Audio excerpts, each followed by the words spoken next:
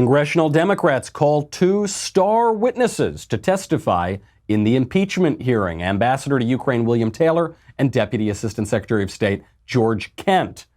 Meanwhile, Republican Jim Jordan reduced them both to a sputtering pile of mush in about 25 seconds. We will examine everything you need to know about impeachment. Then, a surprisingly sensible take on transgenderism from a notoriously senseless source, Hillary Clinton. Hillary Clinton. Unbelievable. We will analyze the left's gender fault lines. Finally, the mailbag. All that and more. I'm Michael Knowles, and this is The Michael Knowles Show.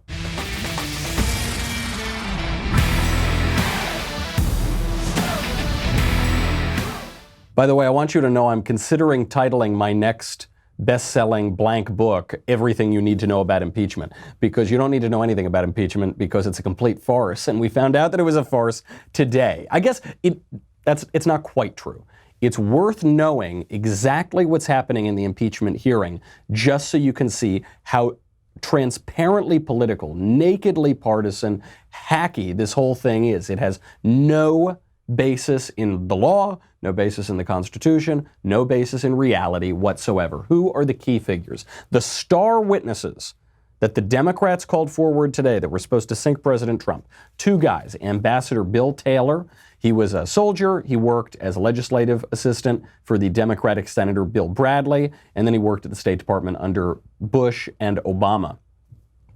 He is key here because Ambassador Taylor, ambassador to Ukraine, had texted the ambassador to the European Union, Gordon Sondland, and asked him, are we now saying that security assistance and White House meeting are conditioned on the investigations into Biden? So he's the one who texted the ambassador to the EU to say, is there a quid pro quo, more or less? Now, what's funny is we already have testimony from Sondland that there isn't a quid pro quo and that this is all just a big misunderstanding. But anyway, that is how Ambassador Taylor fits into this. The other guy who fits in is George Kent. George Kent is Deputy Assistant Secretary of State for European and Eurasian Affairs, and he is a career Foreign Service guy. Now, Ambassador Taylor opens this up, and if he's going to be the star witness, right? So Ambassador Taylor should come out there and just say, here it is, I've got the smoking gun, here's the evidence that President Trump engaged in some corruption, and here's how I know it, and here's what I saw and what I heard. But he can't do that because Ambassador Taylor didn't see or hear anything. He has no firsthand information whatsoever. In fact, as he pathetically revealed today in this testimony before the Democratic counsel, Daniel Goldman, he can offer the impeachment inquiry absolutely nothing other than to tell them what he heard from other people. Mr. Goldman, what I can do here for you today is tell you what I heard from people. And in this case, it was what I heard from Ambassador Sondland. Okay. So that was a perfectly honest statement. And at the end of that statement, I think everybody should have gone home because he said, well, look, I'm here to testify about some rumors that I heard and a bunch of hearsay. And so I don't know why you didn't get the people that I allegedly heard all this from, but all I can do is peddle in hearsay and rumors. Okay, I guess we're finished here, right? But it's the best they've got. I mean, he is the star witness because he's the best that the Democrats have. It did not take very long for the Republican Jim Jordan, who is just terrific at ripping these guys apart in testimony, to pretty much reduce Ambassador Taylor to a pile of mealy-mouthed mush. Let me read it one more time. Ambassador Taylor recalls that Mr. Morrison told Ambassador Taylor that I told Mr. Morrison that I conveyed this message to Mr. Yarmouk on September 1st, 2019 in connection with Vice President Pence's visit to Warsaw and a meeting with President Zelensky. We got 6 people having 4 conversations in one sentence, and you just told me this is where you got your clear understanding.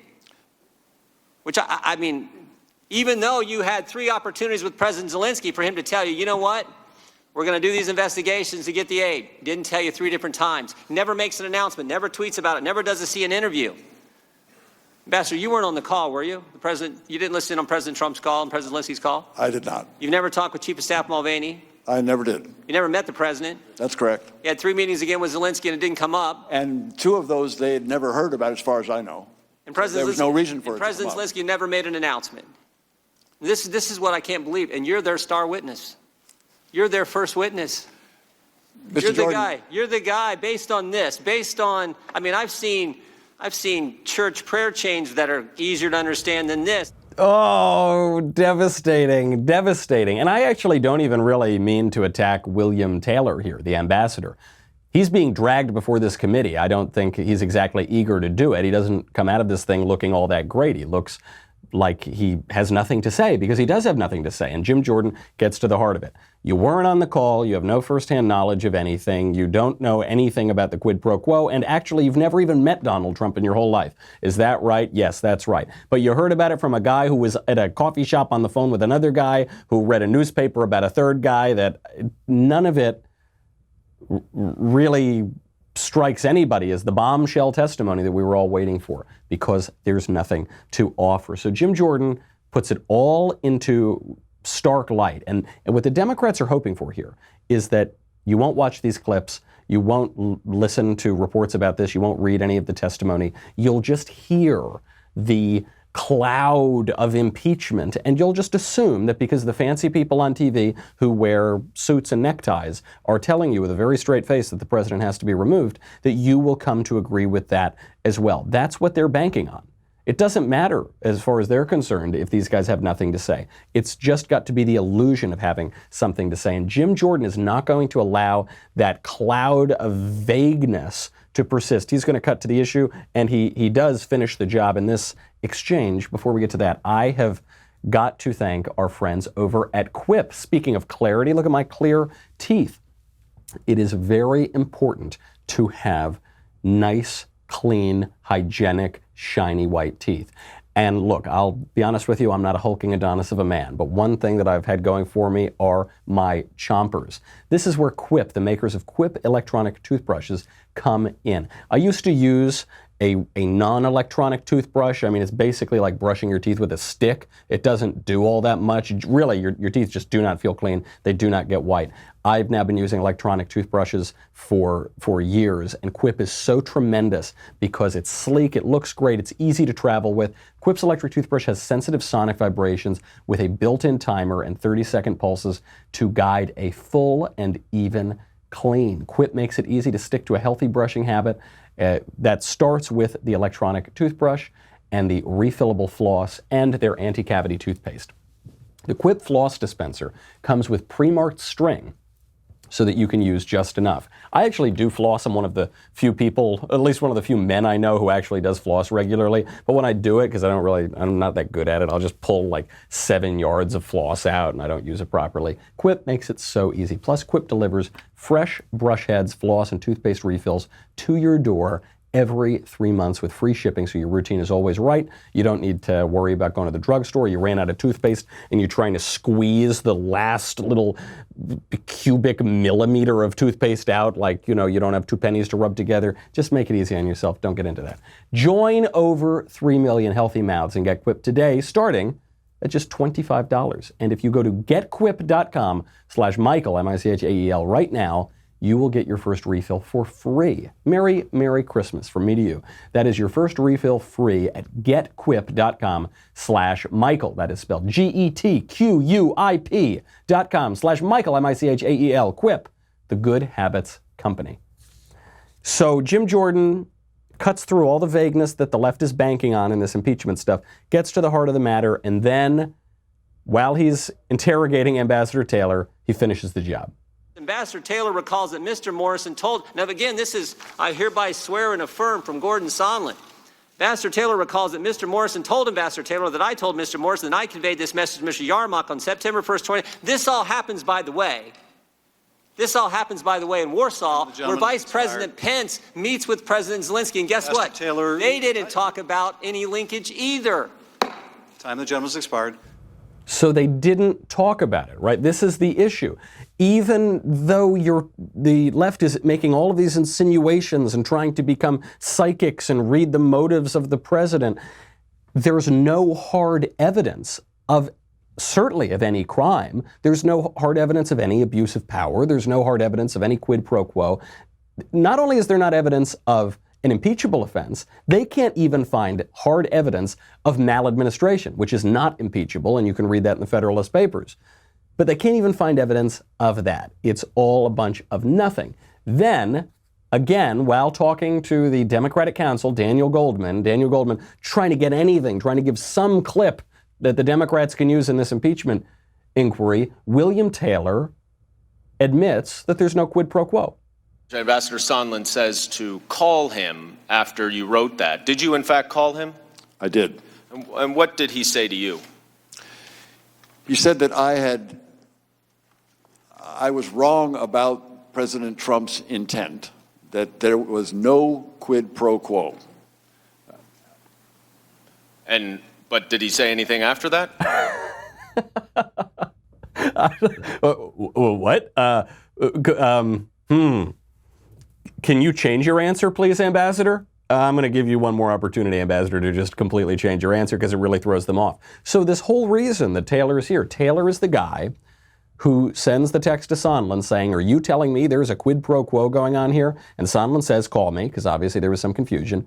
And what the Democrats were hoping is that Taylor would say, and then we found out that this dirty crook Trump was selling out the country and investigating his political rivals in exchange for funding. But what does Taylor say instead? He says, yeah, I called Sondland, and Sondland told me that I was misunderstanding this, and there's no quid pro quo. And then this Democratic counsel's jaw just dropped, and he was very, very upset. Taylor, in his initial read of the situation, was wrong. That's what it comes down to, and he even admits it himself. Ambassador Taylor, the gentleman asked if you could be wrong. Were you wrong when you said you had a clear understanding that President Zelensky had to commit to an investigation of Biden's before the aid got released, and the aid got released and he didn't commit to an investigation? Mr. I was not wrong about what I told you, which is what I heard. That's all I've said. I've told you what I heard. And that's the point. What you heard did not happen. It didn't happen. It did not happen. This is the key. You see, at first he starts to try to defend himself and say, no, I wasn't wrong. But then Jim Jordan comes out and he shows that he was wrong. So the question here is, did Trump engage in the quid pro quo? Were you wrong when you said, well, I wasn't wrong in relaying what I heard second or third hand. And Jordan says, but that's not the point. The point is, were you wrong about the thing itself? And we actually know that he was wrong about the thing itself. Why do we know that he was wrong about the quid pro quo itself? Because it didn't happen. What the quid pro quo was supposed to be that Donald Trump is going to withhold military aid to Ukraine until the Ukraine investigates Joe and Hunter Biden.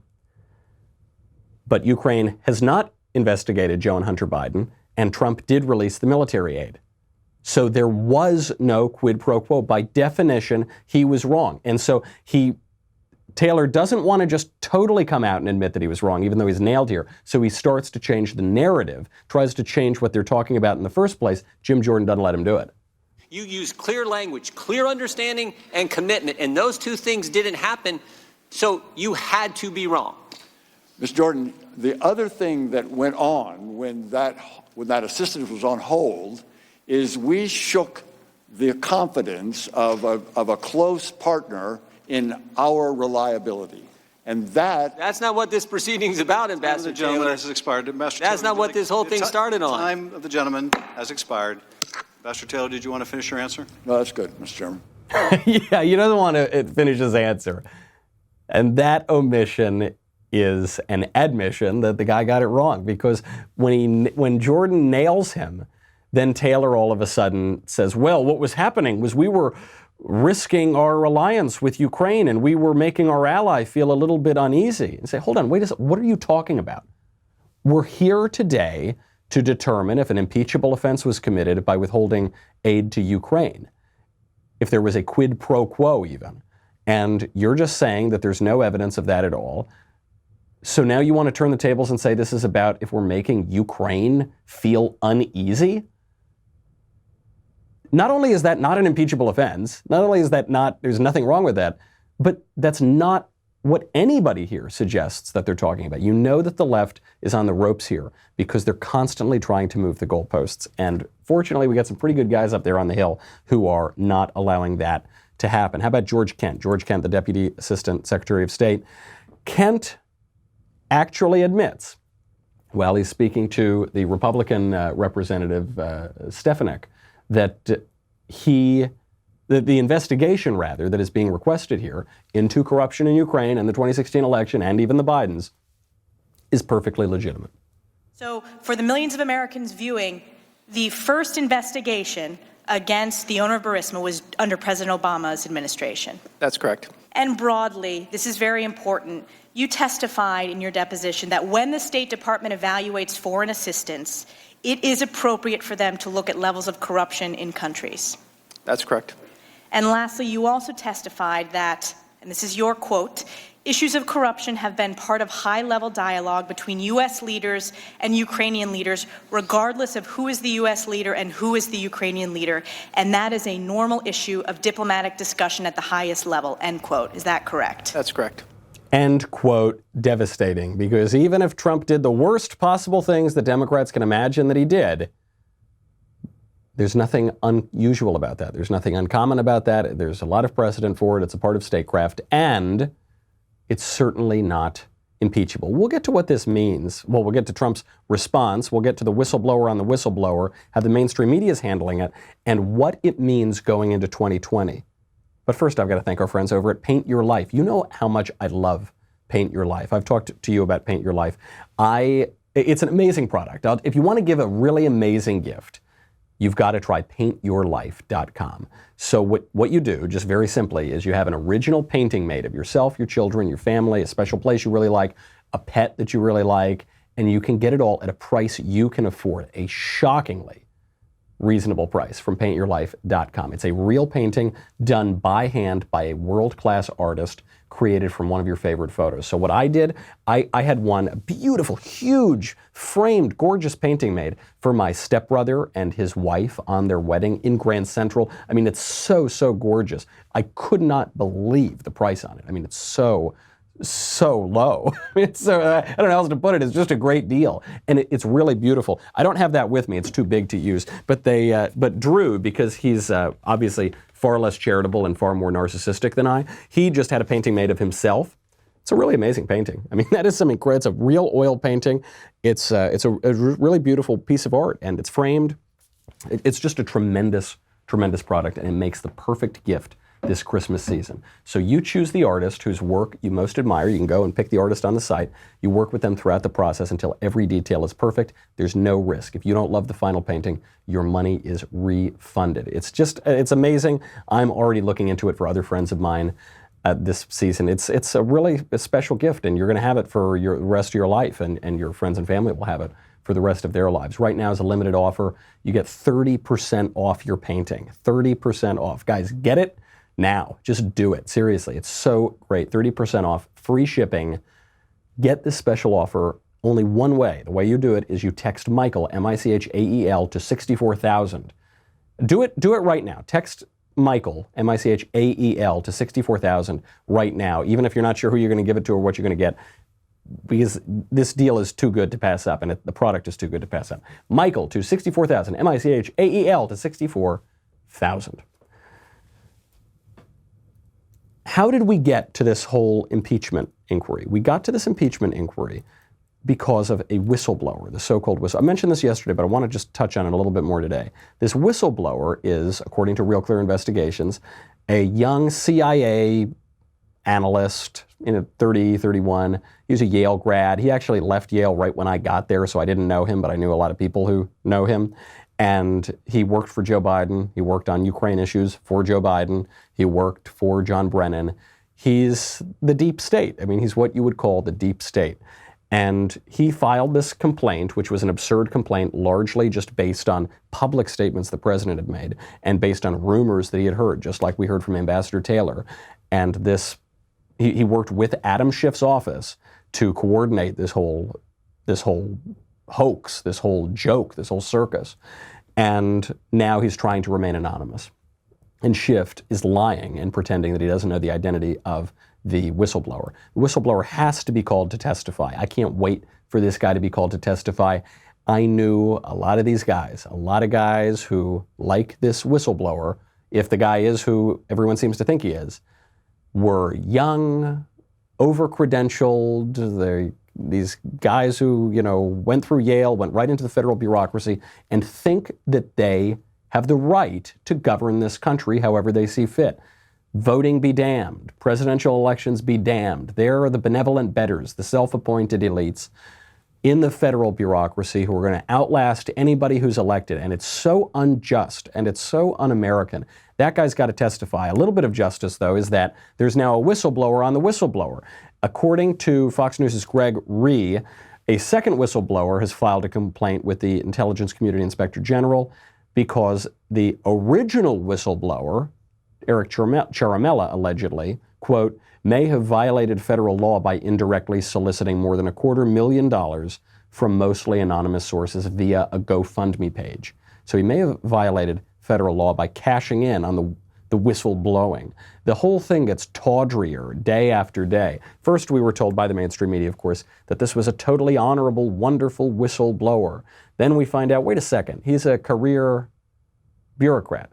Wait a second, he worked for Joe Biden. Wait a second, he worked for Joe Biden on Ukraine policy. Wait a second, he worked for all these guys who have been trying to take out Trump and who are political rivals to Trump. And the Intelligence Community Inspector General said there were three clear pieces of evidence that he would have an arguable political opposition to the president, that he would have an arguable political motivation. Just total BS like the whole thing. President Trump, in his characteristically subtle, reticent, nuanced way, responded to the impeachment inquiry, and he cut right to the heart of the matter.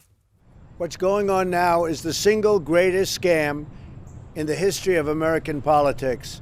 The Democrats want to take away your guns. They want to take away your health care. They want to take away your vote. They want to take away your freedom. They want to take away your judges. They want to take away everything. We can never let this happen. We're fighting to drain the swamp, and that's exactly what I'm doing. And you see why we have to do it. Because our country is at stake like never before. It's all very simple. They're trying to stop me because I'm fighting for you, and I'll never let that happen. Yeah, pretty much sums it up. I can't find a single flaw in what the president just said. That's what it's about. And I would not believe it, if he were making some claims or covering something up, or if he were really, but he's not. He's just saying it very basically how it is. The Democrats are trying to overturn that election and stop him because they oppose him politically. And they're trying to use impeachment as a tool. They've been trying to do it since before he took office. They're trying to use impeachment as the way to do that. They're getting a lot of help from the mainstream media. There's an incredible new analysis out which shows just what we are up against. And it's just a bad idea. I know even some conservatives think that we ought to use impeachment more than we do. I don't think that at all. I think impeachment should almost never be used. Historically, it has rarely been used, never for something as frivolous as this, and it poses a real threat to the country. Then we'll get to, shockingly, how Hillary Clinton has something sensible to say, and the mailbag. But first, I got to thank our friends over at Honey. Oh, how I love Honey. Honey is a free browser extension that automatically finds the best promo codes whenever you shop online. This means you always get the best deals without even trying on over 20,000 sites such as Amazon, eBay, Target, and more. Honey has found its 10 million plus users over $1 billion in savings. Honey supports over 20,000 stores online, and it has over 100,000 five-star reviews on the Google Chrome store. I've been using Honey since long before they came on the show. I've been using Honey since before the Daily Wire existed. It's so good. I don't know that I could tell you the last time I used Honey, because I always use Honey. It'd probably be easier to tell you the last time I didn't use Honey, which would have been years and years ago. I mean, on anything. I went to buy sweet little Elisa some sunglasses. I just instantly saved, I don't know, like 40% or something, because Honey goes and finds me those codes. I was going out, I was buying some clothing, and you don't even have to think about it, because it's 2 clicks, boom, boom, it goes up there, and then it just finds you your savings, and you're done. If you're buying gifts this holiday season, you need Honey. Seriously, you're throwing money away if you don't. If you are not using Honey, then you certainly know somebody who is using Honey. You know me. And it is just incredible, guys. Honey can help make sure that you're getting the best price for whatever you're buying. It's free to use and installs in just 2 clicks. Get Honey for free at joinhoney.com/covfefe, C-O-V-F-E-F-E. How's that for a throwback? joinhoney.com/covfefe, C-O-V-F-E-F-E. So Trump says this is all total BS, cuts to the heart of the matter.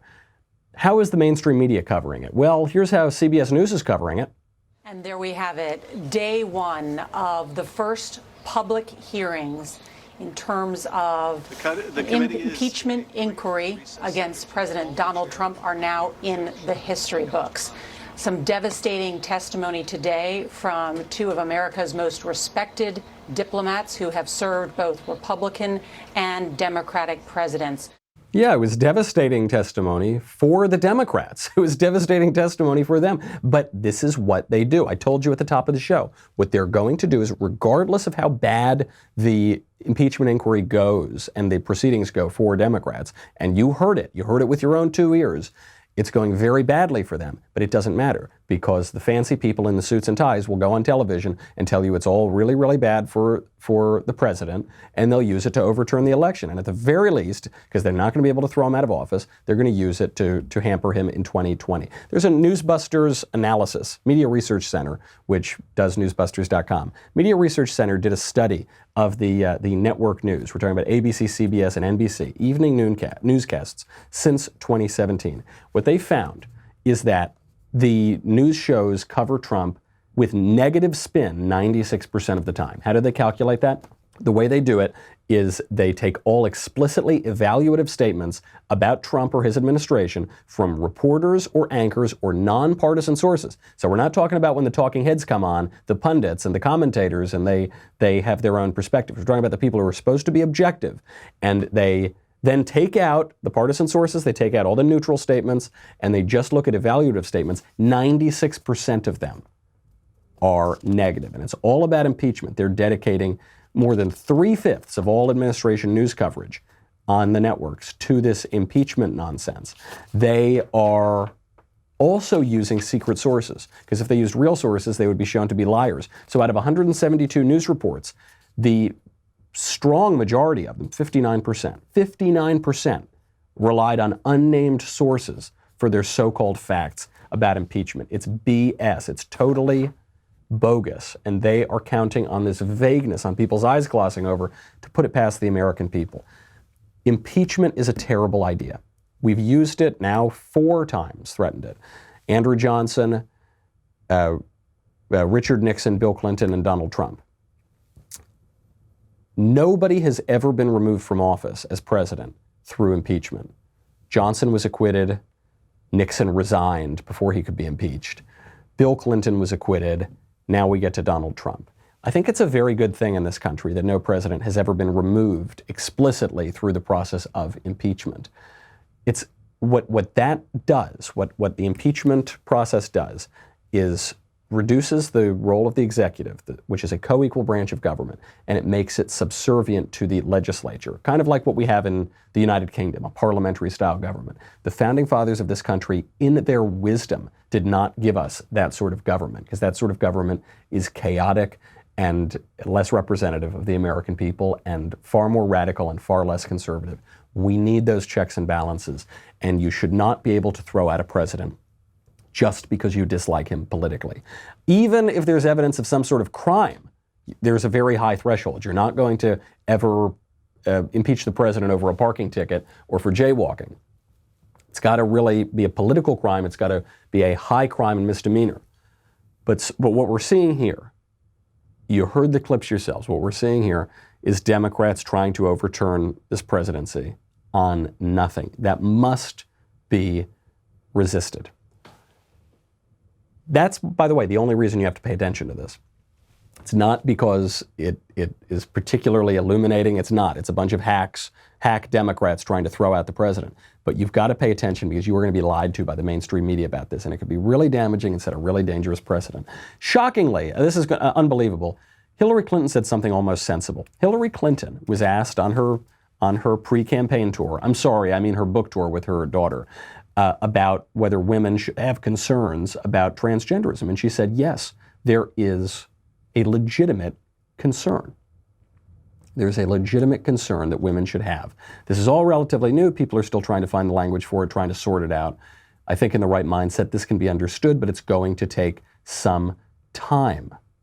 Fair point. She says there is a legitimate concern about women's lived experience and the importance of recognizing that, and also the importance of recognizing self-identification. So she's saying, look guys, maybe pump the brakes, maybe slow down a little bit here.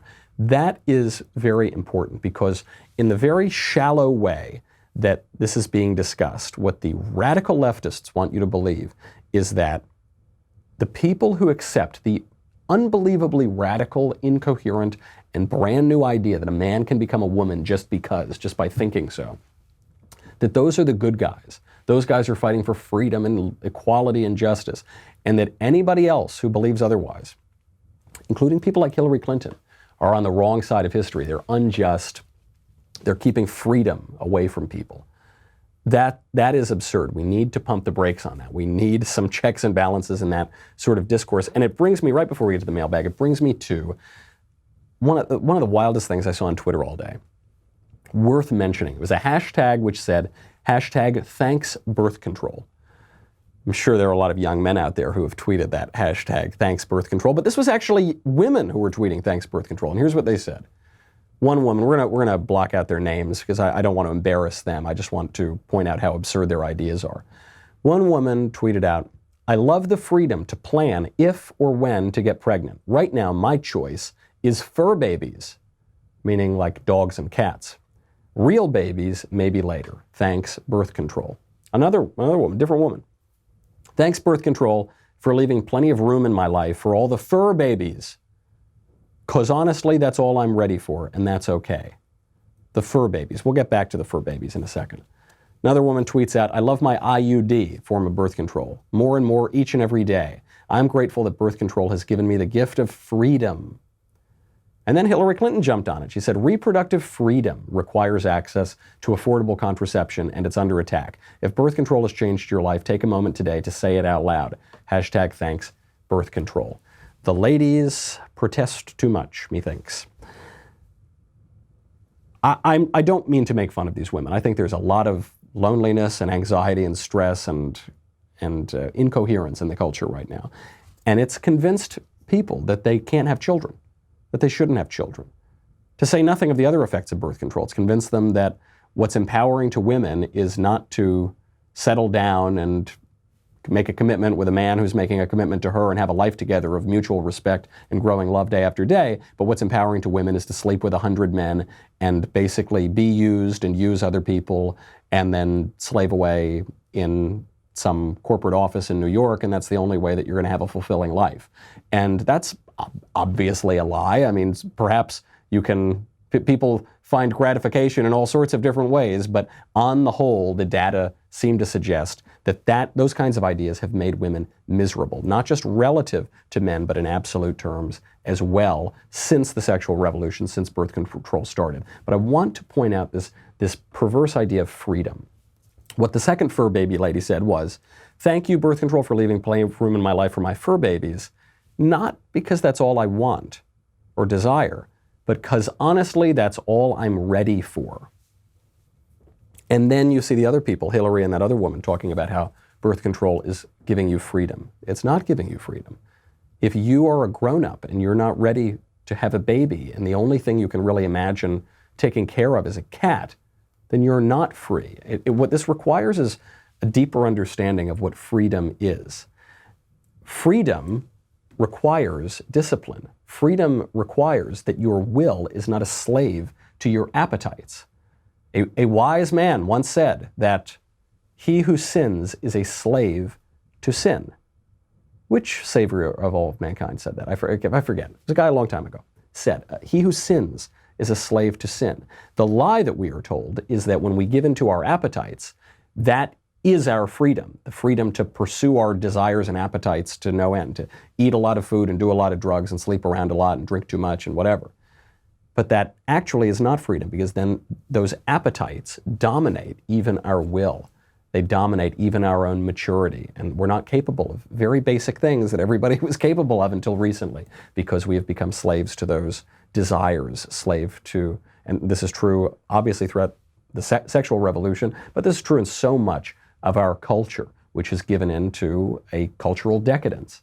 And we think of that as a way of liberating ourselves. And we find that when we've thrown off the yoke the chains of traditional morality, we have ensnared ourselves in a far, far more difficult and devastating slavery.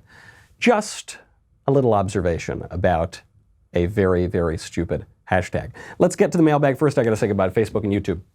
Head on over to dailywire.com. $10 a month, $100 for an annual membership. You get me, you get the Andrew Klavan Show, you get the Ben Shapiro Show, you get the Matt Walsh Show. You get everything. And you get the Leftist Tears Tumbler. You're going to need it as impeachment goes rolling along. Go to dailywire.com. We'll be right back.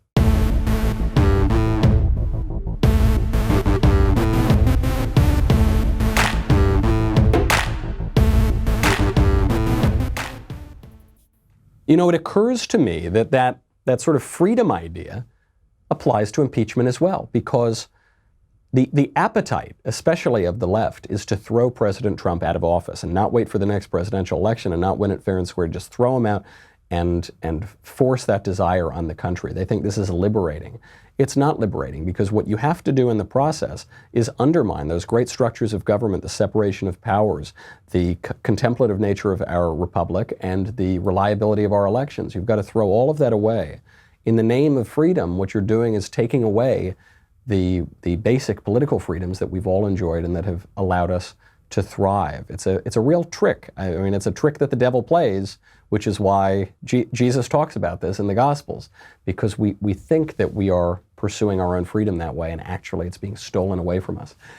First question from Trent. Hi, Michael. Like you, I took a friend for some money at the Trump victory in 2016. He gave me 3-2 odds. My question is, would it be wise to double down? I'm curious if Ben would be willing to place a second wager with you again. Thanks. 3-2 is pretty good. I got 4-1 from my pal, Mr. Ben Shapiro, and I've got the check right in the back on my set there. Took him for $400 in 2016 because President Trump won, and I think you should absolutely double down now. And you don't even need to be given odds. You could take even odds on this, because President Trump, if the election were held today, would win 57 states. Anything could happen, of course, and the Democrats haven't picked a candidate yet. The field is looking very weak. That's why Bloomberg and Hillary are looking at trying to jump back in. As of right now, I would say Trump's re-election chances look pretty good. But next November is a long, long way away. Next question from Leah. I just recently watched Divine Plan, a documentary about the alliance of Pope John Paul II and Ronald Reagan against communism. It basically showed both these men believed in God and his divine plan to defeat that evil. I was wondering what your thoughts were on this idea. Thanks. Yes. Ronald Reagan's faith is something that has not been talked or written about very much. He wrote a really beautiful poem called Life when he was only 17 years old, about providence, more or less, and about death, judgment, heaven, and hell. It's a really profound poem, and it shows a probing mind even at that young age. After he was shot, he said very clearly, wrote in his diary that he knew he had to dedicate his life to God. He was one of the most faithful men in public life that we've seen in recent years. What people get wrong when they look back, especially conservatives, when they look back at the fall of the Berlin Wall and the Soviet Union, is they think of defeating communism in primarily economic terms. But it wasn't primarily about economics. It was primarily spiritual. Winston Churchill, who Ronald Reagan quoted in his Time for Choosing speech against communism, said, "When great forces are on the move in the world, we learn that we're spirits, not animals." Something's going on in time and space and beyond time and space, which, whether we like it or not, spells duty. That's what it was about. And when you look at the evil empire, as Ronald Reagan called the Soviet Union, and you look at its indictment for its atheism, its anti-Christianity, the economic issues flow naturally from that, the protection of property rights and the natural law. But if you just try to make it an economic issue, it just simply doesn't make as much sense. Next question from Johnny. My question springs from America's greatest quid pro quo, the democratic delivery of American taxpayer dollars to illegal aliens. Do you think John Roberts will squeal like a pig and side on the Mexican government's request to continue DACA as an American policy, or will he side with the law? Will the Supreme Court, this is a very colorful way to ask this, but the question is, will the Supreme Court overturn DACA? I think there's a very good chance that they will. President Trump seems to think there's a good chance that they will, so he's sending out tweets basically saying that he won't just deport everybody en masse if they do overturn DACA. He's trying to encourage them to do that, and he's smart to do it because the court has become incredibly politicized in recent years, particularly by John Roberts, actually, who was a Republican appointee, even though he doesn't behave like that when push comes to shove. The Supreme Court watches the news and they watch the election returns, and so I think there's a good chance. I'm cautiously hopeful. From Alex, my question is, if self-marriage is now a thing, then what do you think self-divorce will look like? People now are marrying themselves, so what'll it look like when they get divorced? Very, very ugly. That's what I think it will look like. No, I think actually it's a sort of profound question put in funny terms, because I think this obsession with the self inevitably ends in divorce. Self-marriage inevitably ends in divorce because a man wrapped up in himself makes a small package indeed, and we are not sufficient unto ourselves, and we will come to hate ourselves if we think that we are just the be-all and end-all. We have to ground our identity not just in our paltry little selves, but in God himself, in the ultimate good, in the I am that I am. That's the essence of being. It's the only place where you will find satisfaction in your identity. From Kate, given the additional temptations and many fans' infatuation with celebrities, do you think there is an inherent risk in a married person being in the entertainment spotlight? Did you and sweet little Elisa have any talks about this? Thanks. Well, I guess if you're putting me on the Z list or, bottom of the list of celebrities, then where are all my groupies? That's what I want to know. Bring on the groupies, man. All I ever get are these like really nicely dressed young Republican types who ask very articulate questions and go to church. So come on, this is not what I was promised. I do think that there is this intrinsic risk of any sort of celebrity. And I don't just mean in entertainment or politics or anything like that. Everybody now on social media can become his own celebrity if he tries hard enough. And it's why you really need to know who you are and what you think before it happened. I feel really bad for child stars, and I feel really bad for young people, and even in their early 20s, who become minor celebrities before they know what they think and who they are, and when they're still immature. It does not end very well, and you can easily give in to temptations if you don't have a very good reason not to. So I think it's a major temptation. And it's simply not. Unfortunately, many people who are attracted to the limelight are a little unstable, as you may have noticed, and so that's always going to be that way. But if you do not know who you are, if you are not grounded in some kind of transcendent moral order, I would recommend you refrain from getting too much of that spotlight. From Benjamin, who's a better Catholic, you or Matt Walsh? This has been a heated debate among these skinny boys and Matt Pack followers. Thanks. Catholicism is so defined in many ways by the guilt, the Catholic guilt that people feel. So I guess the best Catholic would be the one who feels like the worst. And so in all of my humility, I would have to say that I am a far, far worse Catholic than Matt Walsh. See if you can figure that one out. From Todd, hey, Brookhouse Knowles, what are you still doing in California if Florida is good enough for President Covfefe? Why isn't it good enough for you? Would love to see you out here. Thanks. I love Florida. It's a super great place. But when I leave California, I'm going to the greatest city in America, Mobile, Alabama. It's pretty close, right nearby. Maybe I'll come by and visit. From Raffi, you recently rejected the idea of the ideal person as being alone and one with nature.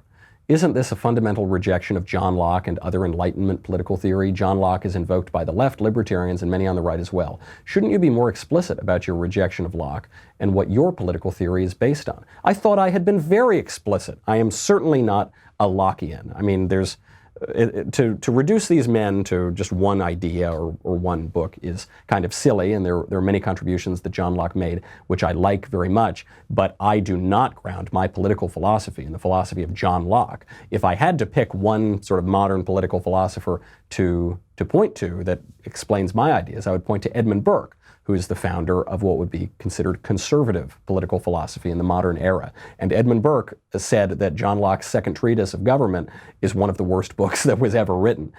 John Locke, the reason that I reject his sort of description of the origins of humanity is because they're simply not true. They have no basis in reality. And we could go on and talk about that for a very long time, but primarily what I find insufficient about that sort of ideology, which is liberalism or classical liberalism, is that it's so overly focused on contracts and consent and these kind of clinical exchanges between people, that they don't explain really how things work. I mean, I know that these days a lot of people like to use the term classical liberal as a synonym for conservative, but I certainly don't do that. I wouldn't call myself a liberal or a classical liberal. I'm a conservative to describe my politics. And a big distinction here would be John Locke and his followers looking at politics primarily through a lens of rights, whereas I look at politics, like Edmund Burke would and like conservatives tend to, primarily through the lens of duty and bonds of affection and bonds of loyalty and love. Those are wildly divergent views, and I would encourage people who, when I was a young man, I flirted with classical liberalism, but I would encourage people to look beyond, just the sort of 2 or 3 writers from the Enlightenment and look for more profound depths of political philosophy. From Brian, what do you think of the French Revolution, and would you like to see France return to being a constitutional monarchy a la the Bourbon Restoration? Funny, we were just talking about Edmund Burke. I think pretty much what Edmund Burke thought about the French Revolution, which is that it's one of the worst events in the history of the world, and gave us so many of the horrors that we see in modernity today. Now, is that going to be undone by reinstating some kind of monarch? I'm not totally convinced of that. I think France might be kind of far gone, and attempts to kind of reclaim the glories of the past, like in England, for instance, have not worked out very well. The tradition doesn't tell us that we can just go back and pick one moment in history and return to that without consequence. Tradition is an unbroken sort of thing, and so we're going to have to pull the best of what we can from our own tradition, from ourselves, to try to correct this sort of rotten modernity that's given us a whole lot of money and wrecked us in many ways spiritually. Last question from Joseph. Hello, Michael. I was an atheist for a long time. Now I would like to reconnect with God. I was very interested in Catholicism. I am very interested in Catholicism, and I was wondering, since you're a Catholic, if you could make an argument for Catholicism over Protestantism. Thank you. Sure, I would be happy to. You've probably heard many of the other arguments about the historicity of the institution of the Catholic Church and of the unbroken line of succession from Peter through all the popes. And you've probably heard arguments over many of the objections that our Protestant friends make. So I'm really not going to focus on that. And I'd like to focus on an argument that really convinced me, because I came back from atheism through many Protestant philosophers. I really bear no ill will toward Protestant philosophers and people who are exploring those ideas. However, I did land on Catholicism, and I think a lot of it comes to the nature of symbol. So one big difference between Protestants and Catholics is Catholics believe that the host, the communion wafer, the Eucharist, is the literal body and blood of Christ. And Protestants, I'm painting with a broad brush, but generally speaking, don't believe that. They believe that it's just a symbol. And of course, the Eucharist is a symbol. But what is a symbol? I mean, what is the nature of symbol when we're talking about Christ? The incarnation is a symbol. The incarnate Christ, when the second person of the Trinity takes on flesh and blood, that is a symbol, but he is still the divine logic of the universe. He's fully man and fully God. When we use the word literal as, say, the opposite of symbol, what do we mean? Literal refers to letters. And what are letters? Letters are symbols. What I'm saying is that there is a relationship here between the symbol and the symbolized. The symbol, what we're talking about, the word, for instance, and the symbolized, that which the word signifies. And that relationship in Christ, in the church, becomes united. And mankind needs that regular connection between the physical world and the metaphysical world, between the world of symbols and the world of the symbolized. He needs that regularly, which we get in the sacraments, and we get most clearly in the Blessed Sacrament of the Eucharist. It is that combination of not just abstracting and rationalizing everything away from what it means, but uniting it together in the real person of Christ, whose flesh is true food and whose blood is true drink. That is, I think, for people who are atheists and who are exploring religion, that is a concept that I suspect you would find quite interesting. That's a concept that I think you might find illuminating. And for people who are on faith journeys, wherever you are on that faith journey, I think that is a real beauty, and a beauty that will lead you to a greater understanding of goodness and truth. And that's what we're all after anyway. Okay, that's our show. I'm Michael Knowles. This is The Michael Knowles Show. See you next week.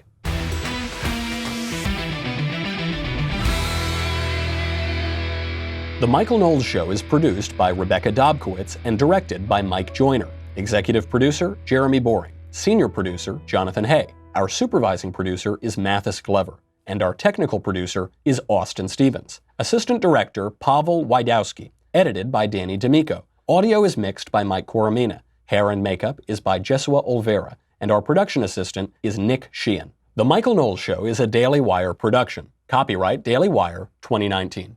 If you prefer facts over feelings, aren't offended by the brutal truth, and you can still laugh at the insanity filling our national news cycle, well, tune in to The Ben Shapiro Show. We'll get a whole lot of that and much more. See you there.